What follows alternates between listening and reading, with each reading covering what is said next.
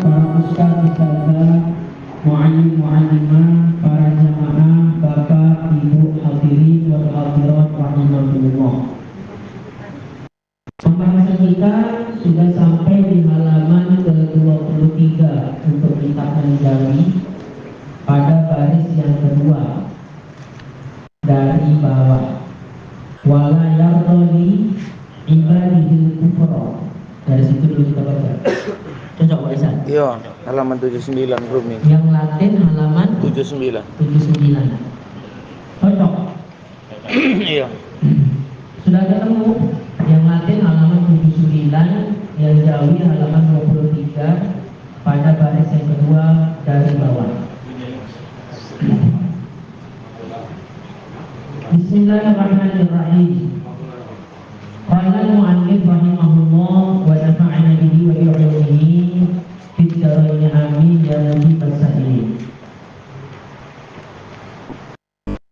Firman Allah Ta'ala,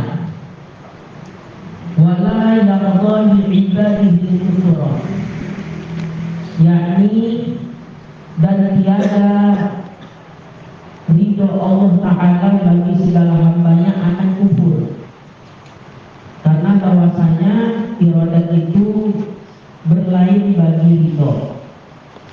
Ini menyambung pembahasan yang lalu, ya.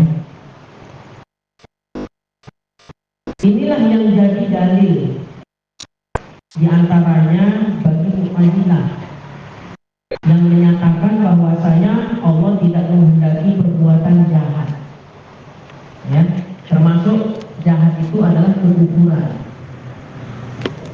Ya, wala yarda li ibadihi kufra. Nah, ini dalilnya kata mereka, kalau Allah itu tidak ridho kepada kekufuran.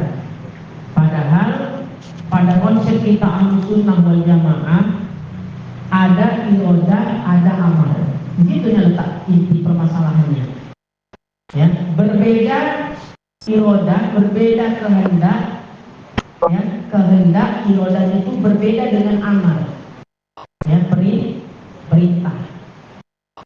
Terkadang ada sesuatu yang dikehendaki Allah tapi tidak diperintahkan Allah. Seperti siapa? Kafirnya Abu Jahal, Abu Lahab. Apakah kekafiran Abu Jahal, Abu Lahab itu termasuk sesuatu yang dikehendaki Allah? Jawabannya Iya. iya.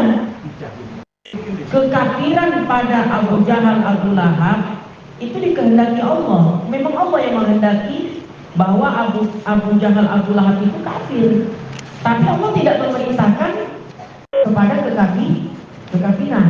Itulah tadi makanya bedakan dulu mana kehendak, mana amal, mana perintah. Bedakan mana iradah, mana amal. Ini pembahasan hari ini, kalau memang sampai dia nanti, ini cukup menarik sekali pembahasannya. Ya, perbedaan nanti antara zuhul ada di situ, kemudian ada goflah, kemudian ada tahun, ada nisyan. Ya, itu mudah-mudahan sampai itu. Nah, itu sudah saya jelaskan kemarin nih. Ya, bahkan pertemuan kita jauh-jauh hari dulu waktu masih membahas sifat iradah, saya sudah menjelaskan. Ya, ada iradah, ada amal, ada kehendak, ada perintah. Terkadang ada sesuatu yang dikehendaki Allah tapi tidak diperintahkan Allah. Seperti apa tadi? Kekufuran. Ya. Nah, kufurnya Abu Jahal, kafirnya Abu Jahal, kafirnya Abu Lahab dikehendaki Allah atau tidak? Dikehendaki, tapi Allah tidak memerintahkan kepada kekafiran. Ya, ada yang dikehendaki Allah juga diperintahkan. Seperti imannya Abu Bakar. Dikehendaki Allah enggak Abu Bakar itu beriman? Dikehendaki, dan memang Allah memerintahkan juga kepada iman itu tadi. Nah, di situ dia. Sementara Mu'tazilah nggak ada konsep-konsep kayak gitu, ya, tidak ada. Di situ letak perbedaannya. Benang merahnya tuh, perbedaan antara Ahlussunnah wal Jamaah dengan Mu'tazilah terletak pada konsep iradah dan amal itu. Di situ letak benang merahnya, ya. Nah, makanya kalau mereka nggak percaya ada iradah, ada amar, sampai kiamat nggak selesai perdebatan kita dengan Mu'tazilah. Jelas nggak kira-kira? Ya, karena udah beda konsep. Ya, di situ dia. Maka lazim atas mazhab Mu'tazilah bahwasanya kebanyakan barang yang jatuh dalam alam ini dan yang ada ini atas yang lain daripada kehendak Allah Ta'ala dan bersalahan daripada muradnya, maka yaitu batil lagi dusta. Baik.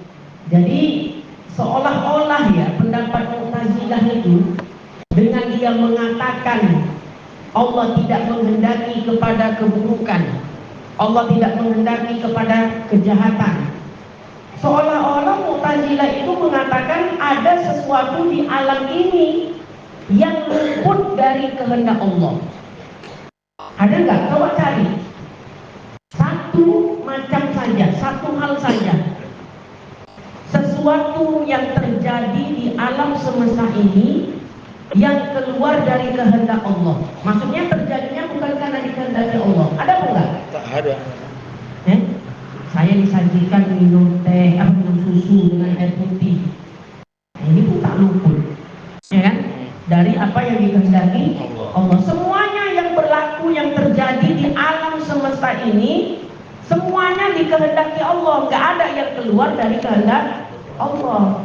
Jadi ketika Mu'tazilah mengatakan Allah tidak menghendaki perbuatan buruk, Allah tidak menghendaki perbuatan jahat, seolah-olah mereka mengatakan perbuatan buruk itu bukan sesuatu yang dikehendaki Allah. Seolah-olah mereka mengatakan ada di alam semesta ini yang luput, yang keluar, yang tidak masuk ke dalamnya bagi kehendak Allah Ta'ala. Ya? Mau cuman kita katakan tentang Mu'tazilah ini? Ya, tak berakal apa cuman? Kalau tak berakal dibilang orang itu yang paling menggunakan akal sampai meninggalkan dalil, betul apa enggak? Mu'tazilah. Ya, jadi seolah-olah seperti itu mereka. Ya, makanya saya tantang tadi, coba semua jamaah, satu orang aja, ada nggak yang bisa mencari satu hal aja di alam semesta ini yang dia tidak masuk di dalamnya kehendak Allah Ta'ala, yang luput dari kehendak Allah Ta'ala? Ada apa tidak?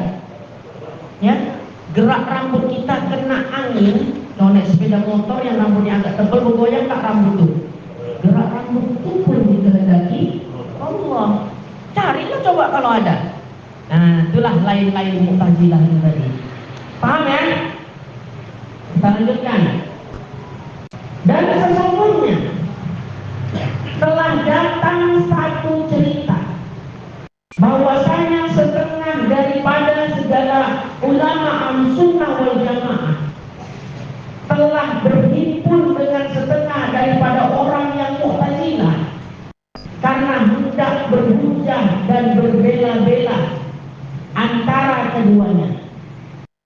Diceritakan dipertemukanlah ulama-ulama Ahlussunnah wal Jamaah dengan ulama-ulama yang berpaham Mu'tazilah, ya, dipertemukan dalam satu forum, dalam satu perkumpulan seperti ini. Untuk apa? Berhujah-hujah. Maksudnya apa? Diskusi ilmiah. Kalau istilah kita sekarang, diskusi ilmiah di forum terbuka. Nah, itulah judulnya itu. Siapa yang hadir di dalam diskusi ilmiah pada forum terbuka itu tadi? Terbuka ya untuk umum, siapa dia mau nengok silakan gitu. Ya, hadirlah tokoh-tokoh ulama kita, ulama Ahlussunnah wal Jamaah, hadir juga ulama-ulama Mu'tazilah yang berpaham Mu'tazilah. Ya, maka manakala datang orang yang Mu'tazilah itu, maka lalu dia duduk. Ya, jadi udah hadir duluan ulama-ulama kita Ahlussunnah wal Jamaah dalam forum tadi. Ya, barulah menyusul datang ulama-ulama Mu'tazilah. Begitu mereka sampai tempat yang disediakan, mereka langsung duduk, nggak banyak-banyak cerita, mereka pun langsung berkata, iya, Subhana man tanazzalu 'anil fahsya. Wah, langsung buka. Jadi kalau kita di sini kan diskusi ilmiahnya ada moderatornya. Dan ada tema-tema yang mau dibahas kan itu kalau debat kan. Nah, jadi masing-masing menyiapkan dalilnya masing-masing, hujahnya masing-masing. Debat Kiai Idrus Romli dengan Wahabi. Dikasih judulnya bahasa apa? Tahlilan. Bahasa apa? Bid'ah. Ya, ini nggak pakai moderator-moderatoran. Begitu duduk orang Mu'tazilah itu tadi, langsung dia membacakan sebuah ibarat, Subhana man tanazzahu 'anil fahsya. Berarti topik pertama yang dibahas di dalam perdebatan itu tadi tentang perbuatan baik, perbuatan buruk. Mu'tazilahnya sendiri yang buka apa? Forum perdebatan itu tadi. Subhana man tanazzahu 'anil fahsya'i. Artinya Maha Suci Tuhan, bersih daripada segala barang yang jahat. Kalau kita kan konsepnya Ahlussunnah wal Jamaah, semua yang datang ya, baik itu sesuatu yang baik atau buruk, itu datangnya dari Allah. Perbuatan baik, perbuatan buruk itu dari Allah. Kalau Mu'tazilah tidak, sesuatu yang baik dari Allah, sesuatu yang jahat dari makhluk. Gimana penjelasannya? Oh, waktu kita ngaji, kita akidatul ngaji. Kadang-kadang mubalik itu berkata begini, udah siap-siap ceramah. Bapak Ibu hadirin sekalian, ya, sebelum saya tutup ceramah saya nih, tutup nggak nih? Ini contoh ya, nah, cepat pulang aja, nah, baru bagaimana? Ya, sebelum saya tutup ceramah saya pada malam hari ini, apabila Bapak Ibu menemukan sesuatu yang baik, itu datangnya dari Allah. Apabila Bapak Ibu menemukan sesuatu yang salah, kesilapan, sesuatu yang buruk daripada yang saya sampaikan, itu datangnya dari diri saya sendiri. Sering gitu kan? Mu'tazilah Ustaz nih. Tunggu dulu. Ya, jangan cepet-cepet dituduh Mu'tazilah. Pada bahasan kitab Aqidatul Najin kemarin, ya, kebetulan Aqidatul Najin si Pakiroda juga deh. Wadaniyah ya, Wadaniyah bil Af'al ya. Ya, kajian Aqidatul Najin Tauhid di Pajak Sore. Ya. Saya punya guru, Masya Allah, kalau menemukan perkataan ganjil-ganjil itu, beliau selalu pesan, jangan langsung menghukumi, tapi coba ditakwil. Almarhum guru saya, Al-Fadhil Al-Ustaz Haji Muhammad Hafiz Yazid. Ketika ada orang yang mengatakan serahkan aja kepada yang di atas, jangan langsung dikatakan dia takwil, karena menganggap Allah bertempat. Takwil kata-katanya, perkataan itu ditakwil, ya, dipalingkan maknanya kepada makna yang lain. Mungkin maksud dia mengatakan serahkan saja kepada yang di atas, maksudnya serahkan aja kepada zat yang maha tinggi. Salah apa enggak takwil kayak gitu? Ya, mudah-mudahan ruhnya diterima di sisi Allah. Di sisi Allah itu pun tak boleh katanya. Takwil. Kalau di sisi berarti Allah diliputi arah sesuatu. Ditakwil. Maksudnya diterima di sisinya, bukan di sisi zatnya. Ya, diterima amalnya oleh Allah Subhanahu wa ta'ala. Itu yang harapannya. Bukan berarti ini Allah, ini ruhnya. Ya, enggak begitu. Pendek kali akal kita kalau menganggap seperti itu. Sama seperti ada orang yang mengatakan tadi, kalau ketemu yang baik itu datangnya dari Allah, kalau ketemu yang buruk itu datangnya dari diri saya. Ini kan mirip-mirip perkataan Mu'tazilah, betul apa enggak? Tapi disebutkan di dalam kitab Aqidatul Najin, apabila nisbah keburukan itu pada kasbunnya hamba, pada usahanya hamba, pada ikhtiarnya hamba, itu tidak salah dan tidak keliru. Jadi kalau ada yang ngomong, ada yang berkata, kalau ketemu yang buruk itu datangnya dari saya, ya, dia menisbahkan datangnya dari saya itu dari kasbun atau usaha atau ikhtiar hamba. Kan konsep Ahlussunnah begitu enggak? Perbuatan baik, perbuatan buruk itu Allah yang menciptakan. Ya, lantas bagi makhluk apa? Bagi makhluk ada namanya kasbun, ada namanya usaha, ada namanya ikhtiar. Disitulah dinilai pahala atau dosa dari sisi kasbunnya itu, usaha atau ikhtiar. Ya, seperti itu dia.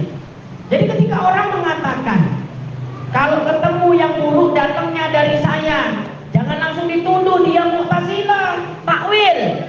Mungkin buruk, sesuatu yang buruk datangnya dari diri hamba, menisbatkan pada ikhtiar, pada usaha, pada kasbunya hamba. Kalau itulah takwilnya betul, itu nggak salah. Paham apa nggak kira-kira? Mudah-mudahan paham, ya. Mudah-mudahan paham. Nah, baik. Bisa mewakilkan diri atau adab bicara. Gimana? Nah, makom tawadu, kan gitu kan? Bisa kalau kita cari ke tasawufnya, ya, makom tawadu, merendahkan diri dia. Bukan berarti dia menganggap perbuatan buruk itu dari diri dia, bukan seperti iktikadnya Mu'tazilah. Nah, hati-hati ya, jangan gampang mengkafirkan orang lain, ya. Jadi seseorang memang kalau sudah jadi figur tokoh itu serba rumit, apalagi dia ulama. Ya, mau pakai pendapat yang muktamad, nanti takut orang awam lari dari agama. Mau pakai pendapat yang lemah hukumnya, dibilang ustaz itu memudah-mudahkan hukum. Paham nggak kira-kira? Itu fakta. Karena kalau macam kita yang ustaz-ustaz biasa pakai muktamad aja, kan gitu kan, nggak ada yang protes. Tapi ketika di atasnya udah sampai tahap tokoh, ulama yang ditokohkan, orang alim yang ditokohkan, keadaan dirinya ini serba sulit. Kalau dia menghujah dengan pendapat-pendapat yang kuat saja, yang muktamad saja, khawatir orang awam bisa lari dari agama.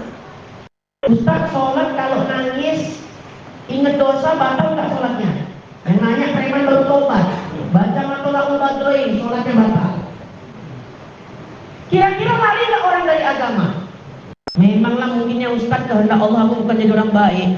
Barulah aku tobat, barulah aku sekali sholat, udah sholat pun nggak sah. Buka sarungnya, balik lagi ya.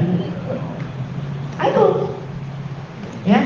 Mau nggak mau kita lihat dulu kondisi orangnya. Ini kayaknya orang baru tobat. Udah pakai kaul yang kedua.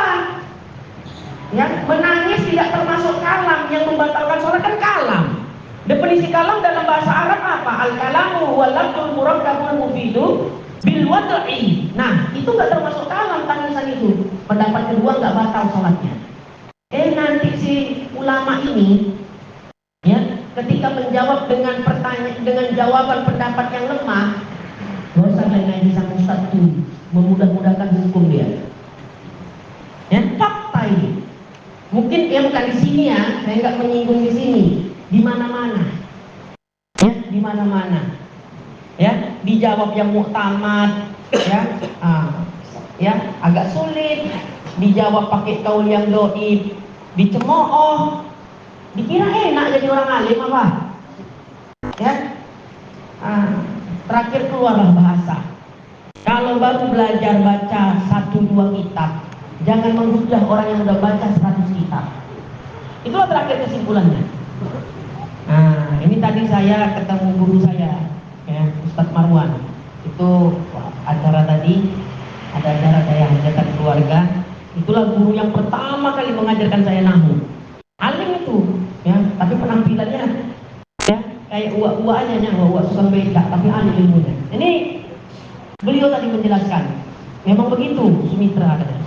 Kalau orang sudah tahap figur, ya, ulama yang ditokohkan, dia serba sulit, ya. Mau pakai yang muktamad, orang lari dari agama, khawatirnya orang awam. Mau pakai kaul yang doib, dicemooh, nanti dikira memudah-mudahkan, meringan-ringankan hukum. Jadi gimana lah tuh kesimpulannya Ustaz? Saya bilang, kesimpulannya, kalau awak baru baca 1-2 kitab, jangan menghujah orang yang udah baca 1000 kitab, kata beliau. Lah, kan gitu kan? Nah, itulah dia. Guru kok dihujah? Ya, nah, awak ngaji mengambil ilmunya guru, datang ke majelis malah menghujahnya guru. Nah, kalau awak Mu'tazilah hujah nggak apa-apa, diskusi sekalian kan gitu. Oh, ini kan sama, satu relnya sama jurusannya. Seperti itu. Baru kata beliau ditutup perkataannya, itulah zaman sekarang. Orang mengaji bukan mau cari ilmu guru, tapi kemana supaya bisa menghujat guru. Niatnya itu udah salah. Hah? Kemana mau jadi orang alim?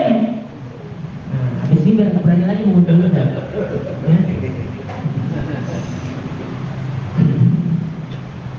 Jadi saya tadi cerita-cerita, saya Ustaz yang lemah, saya ilmu paroki, beliau ahli paroki. Jadi saya bilang saya mau ngaji lagi sama Ustaz. Nanti jadwal saya ada yang saya liburin seminggu 2 kali pun nggak apa-apa, saya nggak ngaji. Nah, tahu lah kena nanti di Kuala Tanjung, ya. Nah, saya mau belajar lagi, ngambil ilmu paroki. Saya matematika dulu nggak suka, pecah-pecahan itu malas sekali awak. Asal suruh ngaji dulu, cabut. Kalau udah ilmu paroki, nah sekarang baru menyesal. Ya, yang sekarang masih yang penting masih mau belajar. Ya, jadi tadi saya udah bilang sama beliau, nanti saya tiap malam ada jadwal ngaji Ustaz.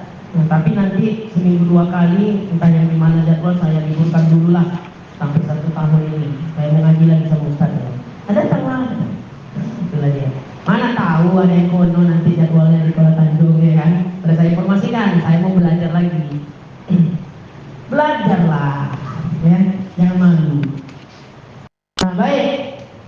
Jadi perkataan Mu'tazilah tadi, cerita itu tadi, itulah pembuka debatnya. Langsung Mu'tazilah mengungkapkan subhana man tanazzahu 'anil fahsya. Artinya maha suci Tuhan, bersih daripada segala barang yang jahat.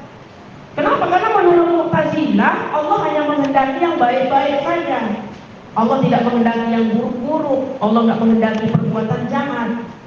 Maka dijawab oleh orang yang ahlu sunnah itu dengan katanya subhana man la yaqa'u fi mulkihi illa ma yasha. Oh, ya. Inilah kalau orang pintar ketemu orang pintar, debat tak bertumbuh. Ya. Nah, awak ini kalau debat sama awak ini mau tak bercakap awak? Betul apa enggak? Mau tak bercakap? Ini orang alim sama orang alim. Saya baca perdebatan Imam Ibnu Athaillah As-Sakandari. Ya, penyusun kitab apa itu? Al-Hikam. Dengan Ibnu Taimiyah, masa satu zaman mereka. Gak sengaja ketemu di Masjid Al-Azhar. Gak sengaja ketemu di musola Milah, sama-sama sholat. Saling cium tangan. Ya, berdebat, tapi debat ketawa-ketawa. Sementara pengikut-pengikutnya berdebat mau perang-perangan. Induknya debat ketawa-ketawa, awal yang berdebat mau perang-perangan. Nah itulah dia. Ulama-ulama dulu legowo terhadap perbedaan pendapat. Kuncinya di sini, legowo, ya, terhadap perbedaan pendapat. Nah, tadi kata beliau juga Ustaz Marwan, di zaman sekarang ini sulit. Kalau kita menyampaikan satu pendapat yang beda, ya, pendapat yang agak beda, orang-orang nggak legowo. Orang zaman sekarang nggak terima, seolah-olah itu pendapat yang salah, pendapat dia yang benar. Padahal itu tadi dia baru baca 1-2 kitab. Ketika menemukan pendapat yang lain, dia nggak terima. Ya, dianggap paham baru, dianggap pendapat yang baru. Padahal yang dia baca baru 1-2 kitab. Nah, itu juga kata beliau tadi. Hah? Itu pun di Google tergantung paket. Ya. Beliau sekitar 15 tahun di Mesir. Ya, belajar di sana, alim orangnya. Tapi biasa-biasa aja. Kenangan saya pertama kali saya belajar nahwu sorof, saya buta sama sekali, nggak tahu isim, nggak tahu fi'il, nggak tahu huruf. Langsung dibuka kitab Mukhtasar Jiddan. Bukan dikasih materi dulu, langsung disuruh baca kitabnya. Cuman orang buta membaca, disuruh langsung baca. Awak baca aja suka-suka hati barisnya, ketawa-ketawa beliau. Nah itulah pembukanya. Saya suka nahwu dulu. Ya, saya belajar dulu saya masa aliyah pulang dari sekolah. Saya lihat kalau ada orang pinter, anaknya kok pinter kali, gimana bisa pinter kayak dia? Ya, belajar ya. Saya datangin guru itu satu-satu. belajar khusus ke rumahnya. Ya, jadi saya datang ke rumah Ustaz Marwan setiap pada asar dulu, saya ingat betul. Ya, hujan panas, belajar nahu. Tapi orang nggak tahu. Makanya kadang-kadang di mana budak ini belajar katanya. Tak tahu awak datang langsung belajar sama guru berdua aja. Enak aja kalau belajar berdua. Kayak ditumpahkan aja ilmu. Ya, tapi jangan datang tempat saya sendiri juga, ya kan? Depan yang saya. Itu dia kisahnya. Ya Allah, kenangan banyak. Sampai kiamat pun tetap murid. Nah, maka dijawab apa tadi? Subhana mala yaqa'u fi mulkihi illa ma yasha. Artinya maha suci Tuhan yang tiada jatuh di dalam kerjaannya dan perintahnya melain barang yang dikehendakinya. Dijawab sama ahli sunnah.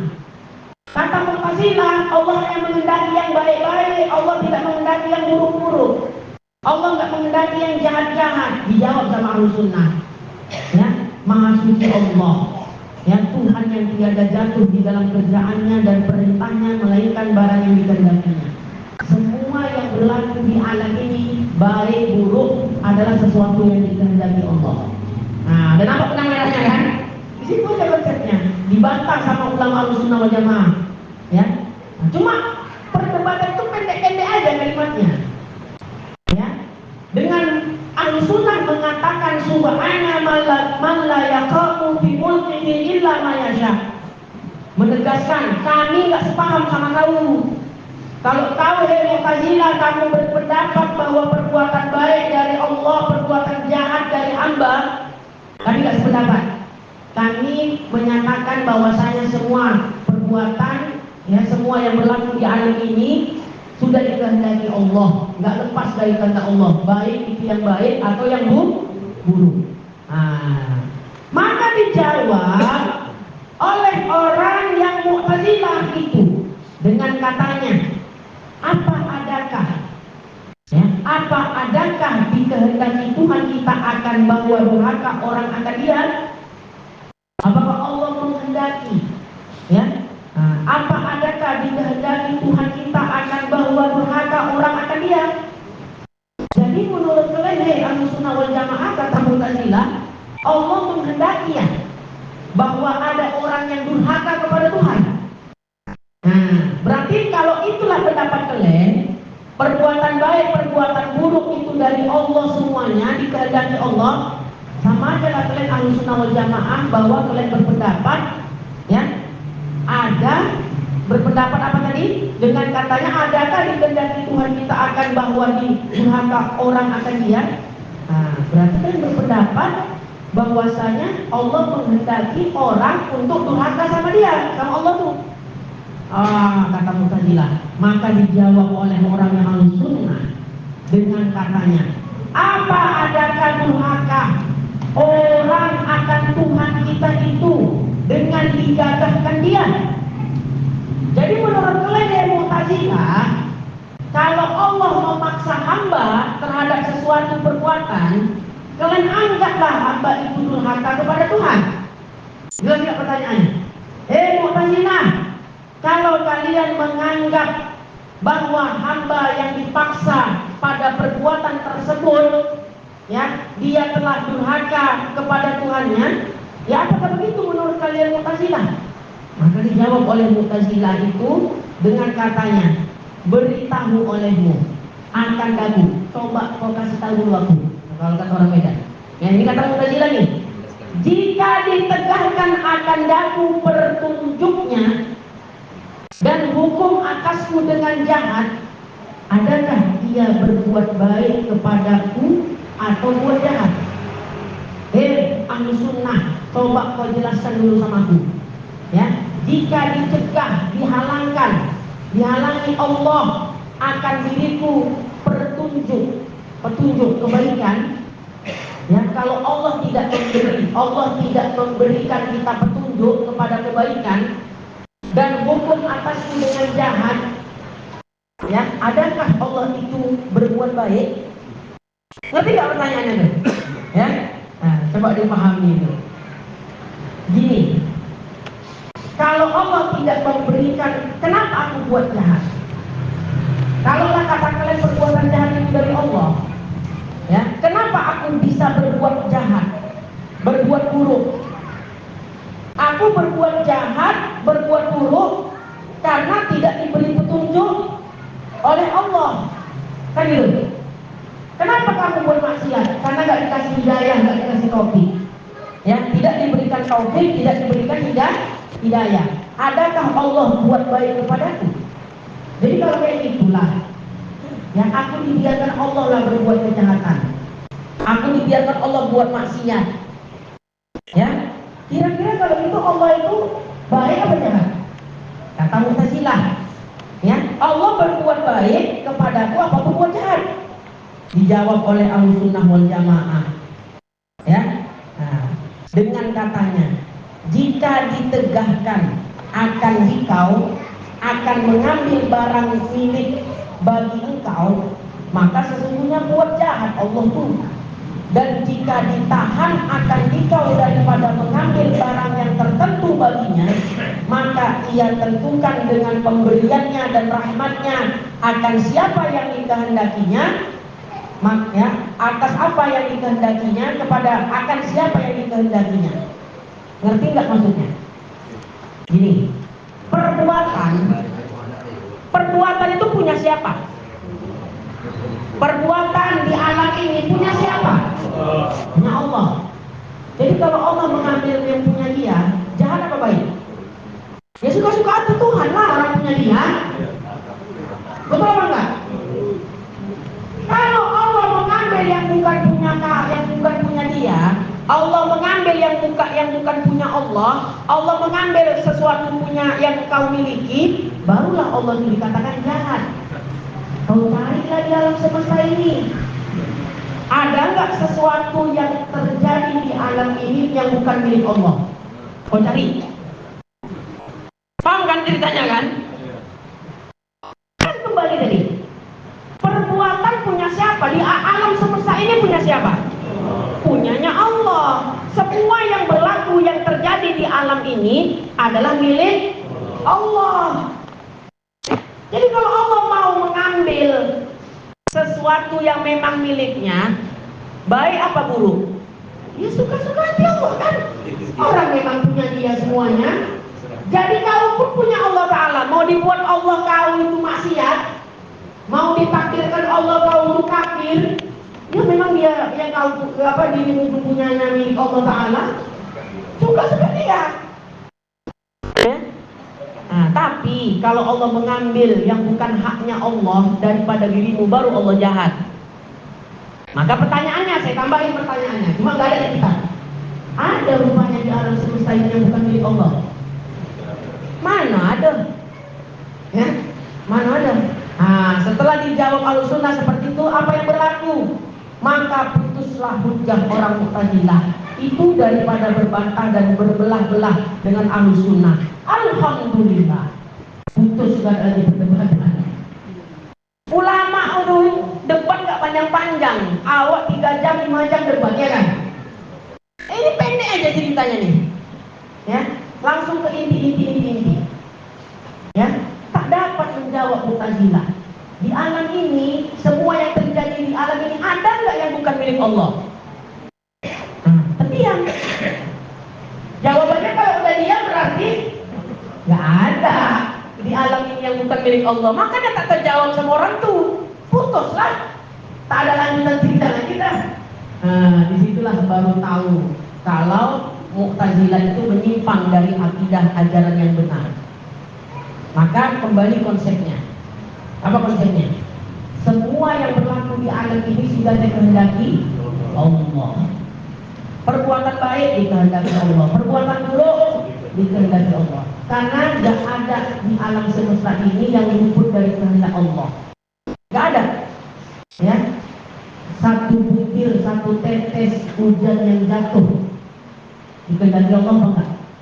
Dikehendaki, tidak ada yang luput. Semuanya milik Allah.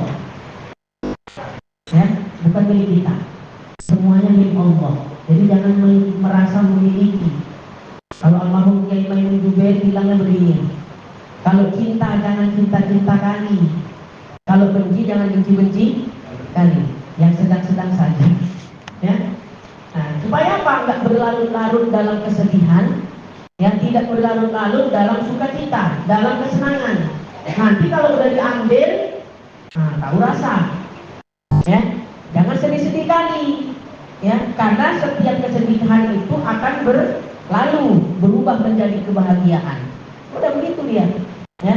Nah, Kiai Maimun Jubair itu termasuk daripada ahli ulama ahli tauhid. Cuma santri di Jawa ngaji tauhid gak kayak kita ini. Keren memang di Kuala Tanjung ini. Ya, nah, keren sekali.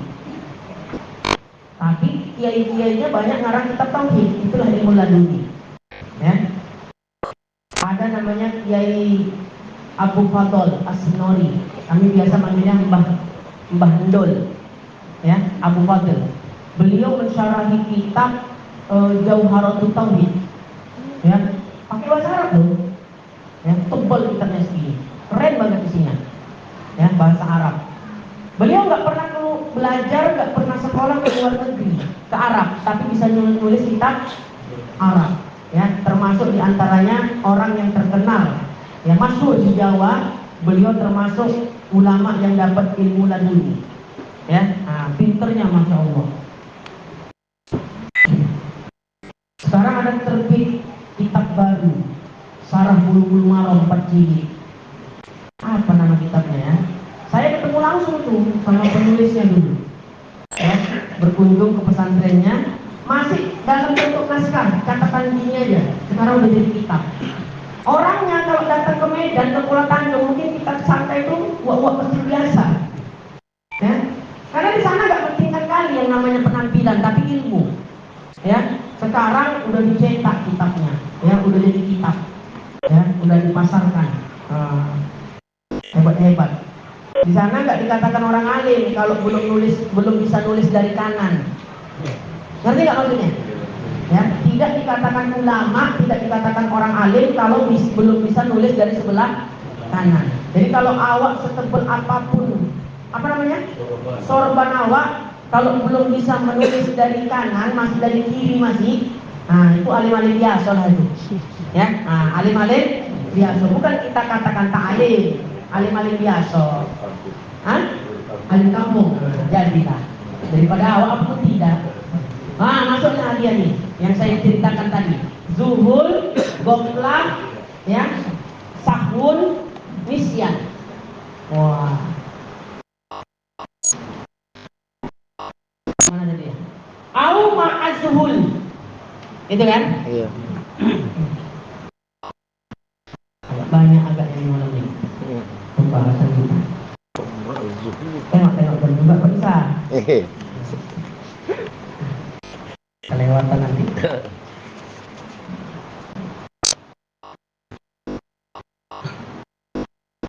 Konsentrasi, ya. Tadi masih gampang pembahasannya, ya. Ini agak butuh konsentrasi, ya, supaya bisa memahami. Saking konsentrasinya tidur, ya. Saking konsentrasinya tidur, gawat juga. Nah, itulah serba salah juga ya kan. Au ma'azuhuli, artinya atau dengan lalai. Awil goflati, artinya atau lupa. I'lam, ya, ketahui olehmu bahwasanya perkhilafan antara ulama pada zuhul dan goflah. Jadi ada az-zuhul, ada al-goflah. Ya, ada zuhul, ada goflah. Ulama berbeda pendapat tentang zuhul, tentang goflah. Ya, tentang zuhul, tentang goflah. Ulama berbeda pendapat. Kata setengah mereka. Dan kata setengah mereka itu betul. Iya. Bahwasanya goflah itu terlebih umum maknanya daripada zuhul. Di atas ya, Ustaz. Hah? Kata Lompat. mereka persamaan keduanya. Di atas kata setengah mereka itu bahasanya. Ulang ya dari ilam ya. Iya. Iklan ketahui olehmu bahwasanya perkhilafan antar ulama pada zuhul dan goflah. Kata mereka itu gitu ya, bahwasanya keduanya bersamaan makna. Nanti ada 4 ya. Ya. Ada beberapa istilah. Ada namanya zuhul. Ada namanya goflah. Yang kita bahas zuhul dan goflah. Ada lagi nanti namanya nisyan. Ya. Dan sahwun. Kalau kita belajar linguistik, ya, kebahasaan, tentang bahasa, ini namanya problem semantik. Belajar mantik, problem semantik. Apa itu problem semantik? Nama, ya, ilmu yang mempelajari tentang makna sebuah kata. Tadi kan ada kata zuhul, ada kata goflah. Maknanya apa nih? Itu namanya, ya, ilmunya namanya semantik. Ilmu yang membahas, yang mempelajari tentang makna sebuah kata. Ya. Nah, baik. Jadi problem semantik itu adalah problem yang senantiasa melekat pada Al-Quran sebagai teks multitafsir. Ayat Al-Quran itu multitafsir apa enggak? Multitafsir itu misalnya dalam aula mastumun nisa tentang batal wudu. Ulama beda-beda pendapat kan dalam menafsirkan kata lamasa kan. Imam Syafi'i mengatakan lamasa dalam kata itu, dalam lafaz itu maknanya bersentuhan laki-laki perempuan yang bukan muhrim. Ada syahwat, gak ada syahwat, batal gak wudunya? Batal. Mazhab lain mengatakan harus ada syahwat dulu baru batal. Mazhab lain mengatakan bukan bersentuhan tapi bersetubuh. Satu kata tapi bisa beragam penafsiran. Itulah namanya multitafsir. Jadi kalau kita belajar usul fikih atau kita belajar ilmu tafsir, kita sering menemukan problem semantik ini. Apa tadi? Ilmu yang mempelajari tentang makna sebuah kata. Jadi ilmu semantik itu merupakan jalan masuk yang mau tidak mau harus dilakukan oleh seseorang dalam rangka memahami kandungan Al-Quran. Ya, nah, jadi kalau mau paham kandungan Al-Quran, kuasai ilmu semantik. Makanya, ya, ulama tafsir secara umum pasti dia ulama bahasa. Paham nggak kira-kira? Ini awak kadang bukan isim fi'il huruf aja nggak tahu, berani-berani pula ngajar tafsir. Paham ya? Ya, maaf nih. Ya, isim fi'il huruf golab, berani-berani mengajar tafsir. Bahaya, bisa salah memahami makna ayat. Ya itu tadi, itu satu contoh problem, kasus. Satu kata, katanya lamasa, lafaznya lamasa, kalimatnya lamasa. Tapi ulama berbeda-beda di dalam menafsirkannya. Nah itu namanya ilmunya yang membahas linguistik seperti itu. Bahasa adalah, ya, semantik. Jelas apa enggak? Ya. Aku yang terpasmi. Karena ini menjelaskan zuhur goflah. Nanti di bawah nisyan sawan. Kalau tak awak jelaskan, nah itulah ibaratkan makan nasi tak ada lauk. Jadi mau tak mau saya jelaskan. Ya. Nah, dari mana dapatnya itu Ustaz? Nah, pokoknya itulah ilmunya. Ya, jangan tanya dari mana. Pokoknya itulah ilmunya. Jelas apa tidak? Nah, itulah baik. Semua memang dari kehendaki Allah. Saya kalau dapat ide-ide gitu ya, saya tulis di WA. Jadi saya buat grup khusus untuk diri saya sendiri. Catatan penting di grupnya. Jadi lagi di mobil nanti entah melihat sesuatu, ada yang apa gitu tentang ilmu gitu ya, supaya nggak lupa. Kan sekarang kalau kemana-mana bawa catatan kan repot. Catat aja dulu di HP. Ya, nah supaya nggak hilang dia. Nah, ini masalah ini udah lama saya catat di WA. Ya, teringat gara-gara kemarin ada orang nanya masalah tafsir. Ya, masalah apa yang pernah saya sampaikan juga ya? Kufur kafir. Ya, nah, kan ada pernah saya jelaskan waktu akidah najin semalam tuh kan. Terkadang kufur itu artinya ya betul-betul kafir. Terkadang kufur itu artinya menanam biji di tanah. Terkadang kufur itu di dalam Al-Quran ini loh, ya. Al-Quran itu banyak menyebutkan kata-kata kufur, tapi tidak selamanya kufur itu kafir. Ada kufur di dalam Al-Quran yang maknanya menanam benih, menanam biji di tanah, kan tanam benih namanya kan. Ada kufur di dalam Al-Quran yang artinya, yang maknanya mengingkari nikmat Allah, makanya kufur nikmat. Jadi tidak selamanya kafir. Nah, saya teringat itu, ya saya catat di WA. Nah, tadi baru saya pindahkan ini ke buku catatan dari WA tadi. Nah, jadi qayyidul ilma bil kitabati, kata Nabi, ikat ilmu dengan menulisnya. Ya, jadi ide-ide itu supaya ide-ide cemerlang supaya nggak hilang dicatat. Ya, itu, ya. Sayang loh, kita udah dikasih itu ilham dari Allah Ta'ala. Ide-ide yang baik itu, ide-ide cemerlang, apalagi tentang pengetahuan, itu ilham dari Allah, ya. Nah, tiba-tiba terlintas begitu, nah, atau menemukan permasalahan yang kita perlu tahu jawabannya, dicatat.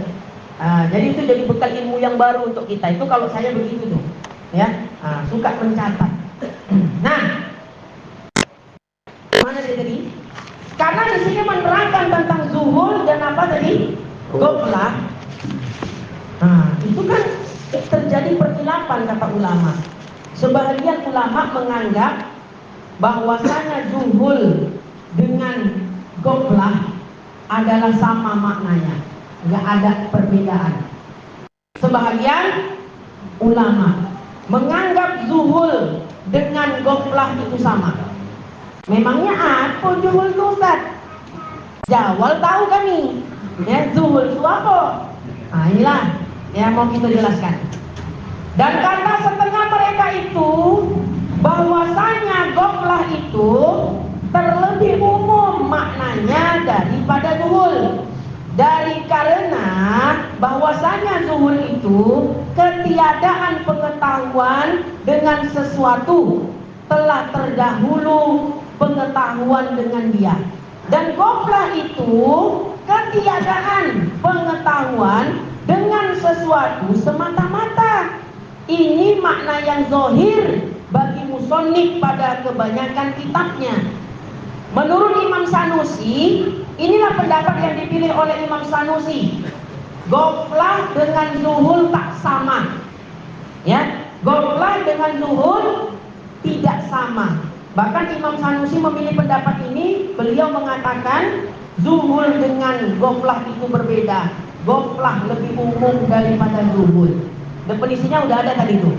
Apa tadi definisi ghaflah di situ?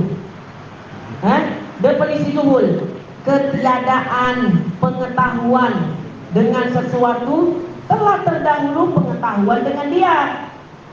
Itulah namanya zuhul. Ini pendapat yang keberapa? Pendapatnya nih, ini supaya jelas sistematis berpikirnya. Zuhul ghaflah. Pendapat pertama, ulama mengatakan, berdasarkan pendapat yang pertama, ulama mengatakan zuhul ghaflah sama, nggak ada bedanya. Satu makna. Nampak ya? Ini berpikir sistematis, ya, supaya gampang memahami ilmu. Pendapat yang kedua, ya, sebahagian ulama menyatakan zuhul dengan ghaflah tak sama. Kalau lewat dikit waktunya ini, minta maaf saya, supaya tidak ada pertanyaan juga, ya. Ini harus dituntaskan. Maksudnya biasanya ada waktu untuk tanya jawab. Jadi waktu tanya jawab itu kita untuk materi. Kalau ada pertanyaannya nantilah di pada mahsyar mungkin kan, ketemu kita di sana. Pendapat kedua, ghaflah dengan zuhul tak sama, beda. Ya, ini pendapat keberapa tadi? Pendapat yang kedua, ya, bahwa ghaflah itu lebih umum daripada zuhul. Ini pendapat kedua ya, pendapat kedua nih, ingat, ghaflah lebih umum daripada zuhul. Nah, apa maknanya masing-masing? Kalau memang beda lah zuhul dengan ghaflah, apa maknanya? Berdasarkan pendapat yang kedua ini, zuhul ketiadaan pengetahuan. Di kitab nih, di kitab, ya, ketiadaan pengetahuan dengan sesuatu yang telah terdahulu pengetahuan dengan dia. Bahasanya mudahnya ini. Hilangnya bentuk dari satu pengetahuan yang ditemukan, tapi bentuk tersebut masih tetap ada dalam ingatan.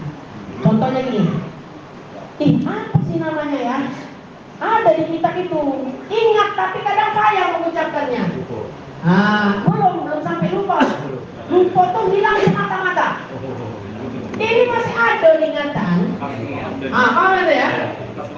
Masih ada di ingatan. Apa ya? Siapa ingat dulu? Ada yang disampaikan Ustaz Sumitra tuh. Ini nih dapat ini. Tapi apa nama istilahnya tuh? Itulah zuhur.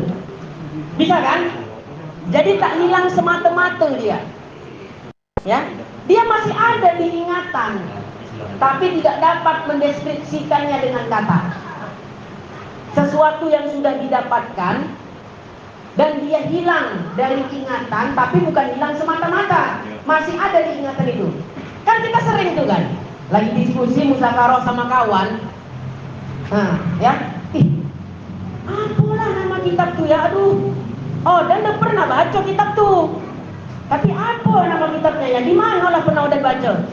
Ingatan dia tentang sesuatu itu ada, tapi tak sepenuhnya. Zuhul lah tuh namanya. Dapat nggak? Tuh. Nah, goflah tuh gimana? Goflah tuh pendapat kedua nih. Nanti lain pendapat ketiga. Pendapat kedua, ketiadaan pengetahuan dengan sesuatu semata-mata. Itu adalah goflah. Jadi zuhul dengan goflah beda. Ya kalau goflah itu ya hilang, ya keduanya hilang, bentuknya dari keduanya itu, baik dari ingatan ataupun dari lisan. Tidak ingat sama sekali. Dia udah pernah belajar. Coba kau sebut bab hukum akli. Lupa aku udah. Memang tak dapat aku. Itulah namanya tadi apa namanya? Goflah. Dia sudah pernah mendapatkan itu, tapi sesuatu yang dia dapat itu hilang sepenuhnya. Diingatan pun tak ingat. Beda kalau zuhul. Ada satu kitab dan baca. Kotoangannya begini. Apa nama kitabnya tuh? Apalah nama kitabnya tuh? Zuhul itu. Ya, semana hukum ini tak dapat sama sekali. Dulu udah pernah kami ngaji nih sama tuan nih. Tapi tak dapat lagi aku sama sekali penjelasannya kemana. Jangan kan kau tanya di kitab apa, ya jawabannya pun tak ingat. Itu goflah. Nampak nggak bedanya? Goflah nggak ada yang tertinggal sama sekali. Kalau zuhur masih ada yang nempel. Itu bahasanya. Makanya tadi dikatakan goflah lebih umum daripada zuhul. Ya. Goflah tuh hilang semata-mata. Kalau zuhul masih ada yang lengket. Ingat, pendapat keberapa nih tadi? Pendapat yang kedua. Mana lagi? Dan kata setengah mereka itu. Ya, ini ya. Kata setengah mereka itu, ini pendapat yang ketiga. Berarti kalau kita rangkum dalam permasalahan zuhul dan goflah, ada 3 pendapat. Saya ulangi lagi, ada 3 pendapat. Pendapat yang pertama, sebagian ulama menyebutkan zuhul dengan goflah sama, tak ada bedanya, satu makna. Pendapat yang kedua, goflah dengan zuhul beda. Mereka mengatakan goflah lebih umum daripada zuhul. Cemana pendapat yang ketiga nih? Kebalikan dari pendapat yang kedua. Kalau pendapat yang kedua menyatakan goflah lebih umum dari zuhul, pendapat ketiga zuhul yang lebih umum dari goflah. Kan lebih gampang memahaminya kan? Kita baca dulu kitabnya. Gampang-gampang jangan tertidur. Balik ke laptop, lihat dulu kitabnya. Dan kata setengah mereka itu bahwasanya zuhul itu terlebih umum. Kan kebalikan dari yang kedua kan? Kalau yang kedua tadi goflah lebih umum dari zuhul. Pendapat yang ketiga ini zuhul lebih umum daripada goflah. Dari karena bahwasanya goflah itu maknanya hilang sesuatu daripada nafs yang mudrikah serta masih kekalnya di dalam nafs yang hafazah itu. Masih ada yang tertinggal. Ya. Dan bahwasanya zuhul itu hilang sesuatu daripada nafs yang mudrikah semata-mata. Jadi pendapat yang ketiga, zuhul dengan ghaflah itu beda. Ya, tapi kebalikan dari pendapat kedua. Kalau pendapat kedua, ghaflah lebih umum dari zuhul, pendapat ketiga, zuhul lebih umum daripada ghaflah. Dan definisinya juga dibalik. Kalau zuhul tadi apa? Ya, ketiadaan pengetahuan dengan sesuatu yang telah terdahulu pengetahuan dengan dia. Dapat dia pengetahuan tuh, tapi tak tentu lagi. Itulah zuhul. Pendapat yang kedua nih ya. Ya, seperti sering kita katakan, oh, yang kau tanya tuh ada penjelasannya di kitab. Waktu itu kami mengaji sama ya tuan guru nih, begini. Di kitab apalah tuh Ustaz? Itulah kitab yang lupa. Jadi sesuatu yang sudah dia dapat tidak hilang sepenuhnya, tapi juga tidak didapat sepenuhnya. Paham nggak kira-kira? Kalau didapat sepenuhnya alim, itulah dia alim. Kalau tidak didapat sepenuhnya, yang masih ada tinggal dikit-dikit, zuhul lah namanya. Jadi kita ini alim atau zuhul? Mudah-mudahan alim. Jangan masuk yang ketiga, ghaflah, apapun tidak. Ya, mengaji, apapun tidak. Pendapat kedua, zuhul itu begitu. Masih ada yang tinggal dia. Ya, tidak hilang semuanya. Tapi kalau ghaflah, hilang semuanya. Udah habis. Dia udah pernah dapatkan pengetahuan itu. Begitu ditanya lagi, udah tak ingat lagi sama sekali. Nama kitabnya tak dapat dia. Maksudnya apa juga tak tahu lagi, dia udah hilang semata-mata. Itu pendapat kedua. Pendapat ketiga kita dibalik. Pendapat kedua ghaflah lebih umum dari zuhul. Pendapat ketiga zuhul lebih umum dari ghaflah. Nah, pendapat kedua zuhul masih ada yang nempel-nempel, masih ada yang lengket. Kalau ghaflah hilang semata-mata, pendapat ketiga dibalik. Bahwa ghaflah itu masih ada yang lengket, zuhul hilang semata-mata. Paham ya? Itu mudahnya seperti itu. Enak betul nih kitab Sirajul Huda ini. Ibaratkan itu lapar, nasi dimasakkan. Udah masak nasi, diambilkan lauknya, dituangkan ke piring, disuapi pula lagi kita. Itu pun tak bisa juga kita kenyang. Paham nggak? Itu tak dapat juga kita kenyang. La haula wala quwwata illa billah. Ya. Kemana lah Ustaz? Sudah begitu kehendak Allah. Iya. Kan gitu kan? Berarti masuklah tadi itu berarti katanya. Tapi hanya kesimpulannya yang masuk. Ya. Intinya semua udah dikehendaki Allah, kan itu aja kesimpulannya. Ya, 2 jam kita bercakap, itu aja kesimpulannya. Dan atas ini qaul, atas pendapat yang ketiga ini, yang kedua ini zuhul dan ghaflah bermula sahwin. Ya, atau sahwun. Ya, bersesuatu makna bagi ghaflah, seperti barang yang diambil daripada komus. Ada pula muncul istilah ketiga, sahwun. Ya, ya. Kalau dia ikut nahunya sahwun. Kalau sahwin apa pula yang mengkasarkan dia, gitu, kan? Jadi mudah wilayah kemana dia idofahnya? Ya, ada nggak huruf jar? Nggak ada. Kalau ikut Arabnya sahwun. Ya, sahwun, sahwin. Boleh. Di Latin apa? Sahwin. Tak apa. Ya, saya bacanya sahwun. Karena umumnya di kitab-kitab Arab sahwun. Tapi tak salah pula yang di Melayu tuh ya, yang di Latin. Ya, ada pula istilah baru nih, sahwun. Tapi di sini katanya sahwun itu semakna dengan ghaflah. Ya, ada beda. Sebagaimana di kamus. Dan ada pun nisyan. Ada berapa berarti istilahnya? Zuhul, ghaflah, sahwun, masuk pula lagi nisyan. Ya. Dan ada pun nisyan, maka yaitu ia terlebih khusus daripada zuhul.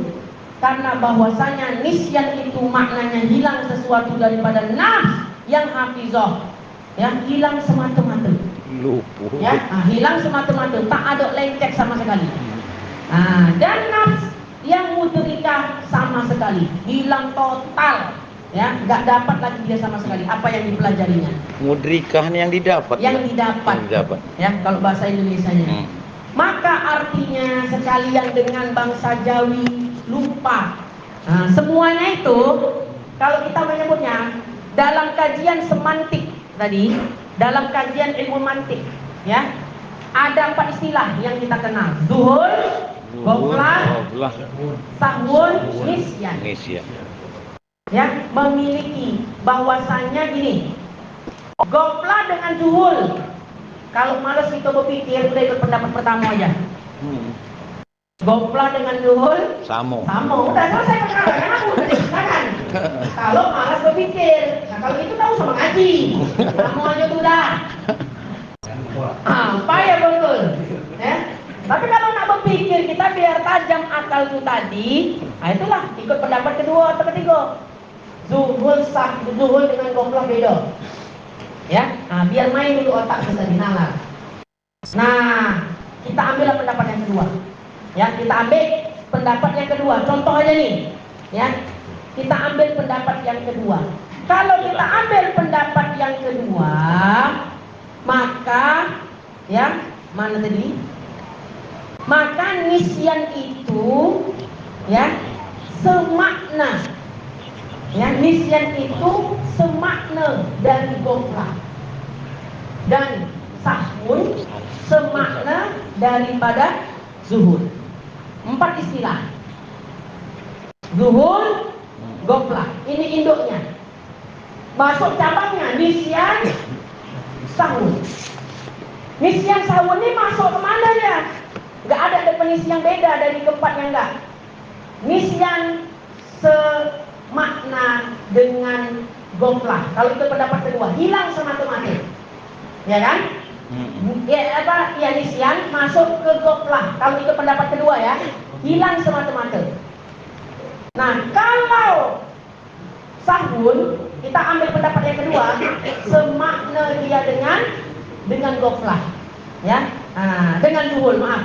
Kalau kita ambil pendapat yang kedua, saya ulangi, nisyan sederajat semakna dengan goflah, hilang semata-mata. Kalau kita ambil pendapat kedua, nisyan itu semakna dengan zuhur. Zuhur itu kan tidak hilang semua, masih ada yang nempel, masih ada yang lengket. Nah, seperti itu. Bisa nggak dipahami? Ya? Pendapat pertama, goflah dengan apa tadi? Zuhur ya. Pendapat pertama, induknya kan itu. Zuhur dengan goflah sama, tak ada beda. Itulah tadi saya katakan, kalau malas kita berpikir, udah itu aja kita pilih. Ya, sama aja udah, dia tak kuning. Kan gitu kan? Nah, kalau pendapat kedua, goflah dengan zuhur berbeda. Goflah lebih umum dari zuhur. Pendapat ketiga, kebalikan pendapat kedua. Zuhur lebih umum daripada goflah. Kita ambil jalan tengah.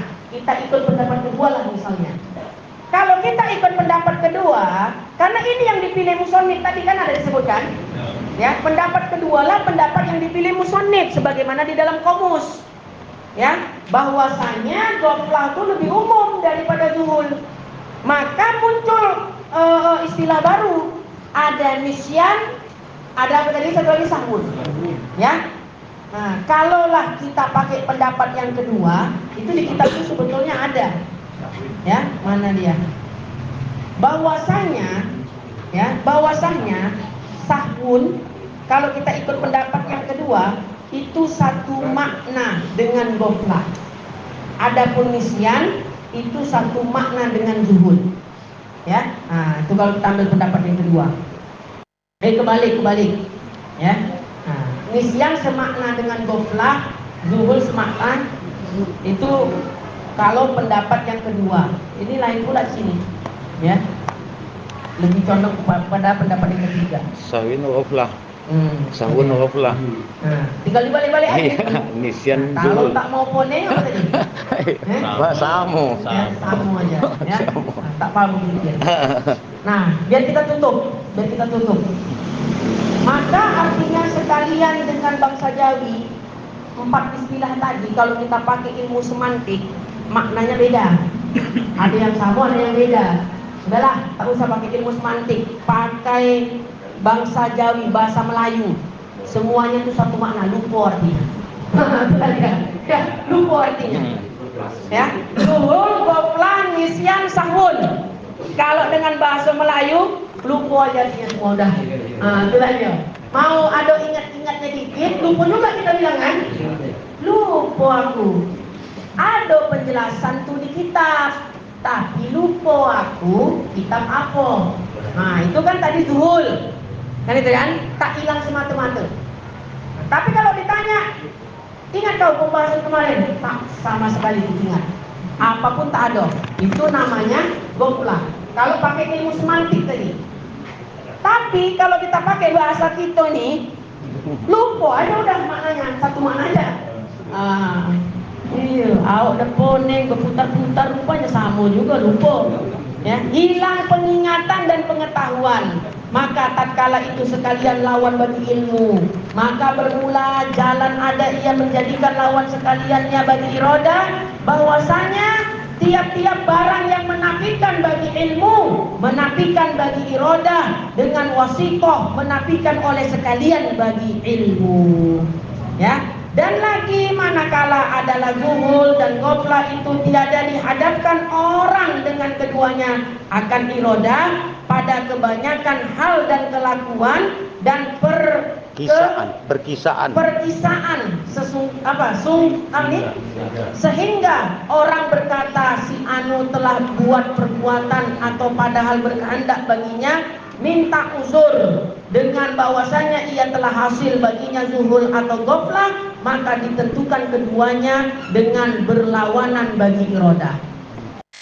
Zuhul, goflah, nisyan, sahun.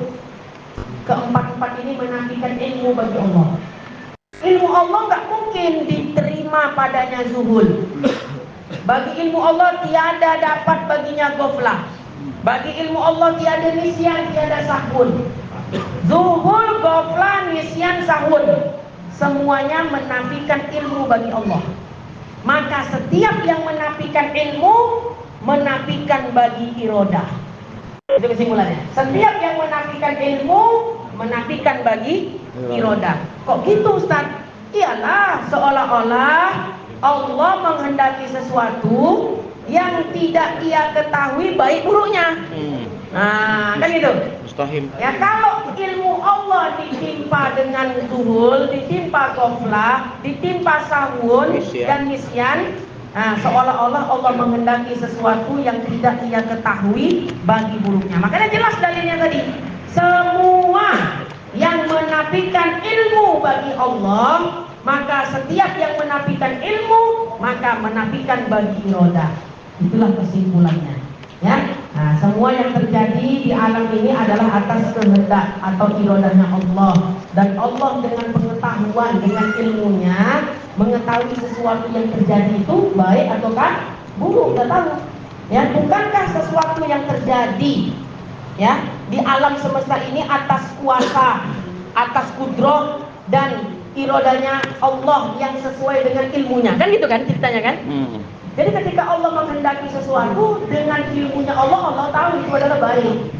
Nah, jadi kalaulah kita katakan bahwasanya yang baik datang dari Allah, yang jahat itu dari makhluk, seolah-olah kita menuduh bahwa ilmunya Allah tercegah dari mengetahui itu. Berarti ada yang diketahui, ada yang tidak diketahui Allah. Nah, berarti ternafilah ilmu Allah Ta'ala itu tadi. Nah, di situ kembalinya. Yang kesimpulan kalimatnya apa tadi?